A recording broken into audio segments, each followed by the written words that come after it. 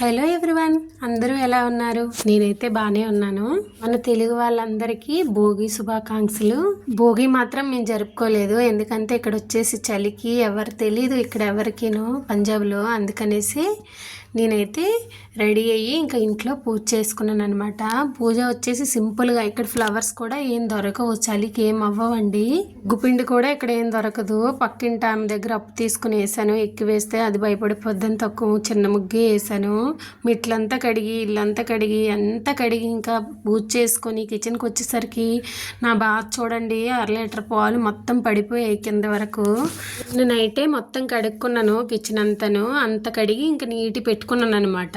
తెల్లవారి ఇంకా ఫినాయిల్తో మొత్తం కడిగాను. ఫినాయిల్తో కడిగింది చాలేదేమో, మొత్తం పాలతో స్నానం చేయించుకుంది. పంజాబ్లో కూడా భోగి చేస్తారనమాట. భోగి అంటే లోహరీ అంటారనమాట. లోహరీ వచ్చేసి నిన్న అయిపోయింది. మన సైడ్ ఈ సంక్రాంతి ఫెస్టివల్ 3 days చేస్తారు, వీళ్ళు 2 days చేస్తారు. మనలాగే సేమ్ మరాఠీ వాళ్ళు కూడా చేస్తారనమాట. సంక్రాంతి అనేది టోటల్ ఇండియా మొత్తం సెలబ్రేట్ చేసుకుంటారండి. బై ది వే మా పిల్లలకి 25 days తర్వాత మళ్ళీ స్కూల్ స్టార్ట్ అయ్యాయి. పిల్లలకి మార్నింగ్ స్కూల్ ఉంది కాబట్టి నేను వెంటనే మార్నింగ్ లేచి వాళ్ళకి ముందు ఫుడ్ ప్రిపేర్ చేసి వాళ్ళకి పంపించి నా పనులు చేసుకున్నాను. లంచ్ బ్రేక్ఫాస్ట్ ఒకసారి అయిపోద్దని 12:30కి చేస్తున్నాను అనమాట. ఇది చేసుకుని తింటానని కిచెన్లోకి వచ్చాను, పాలు పడిపోయి. అందుకే అనమాట అన్ని కడిగి క్లీన్ చేసి తినాలని ఓపిక కూడా లేదు.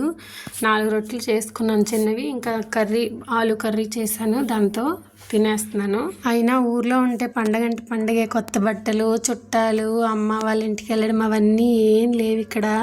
మనం అంటూ ఎవ్వరు ఉండరండి. మన నోరు మంచి ఊరు మంచి అన్నట్టు ఎవ్వరూ ఉండరు ఇక్కడ.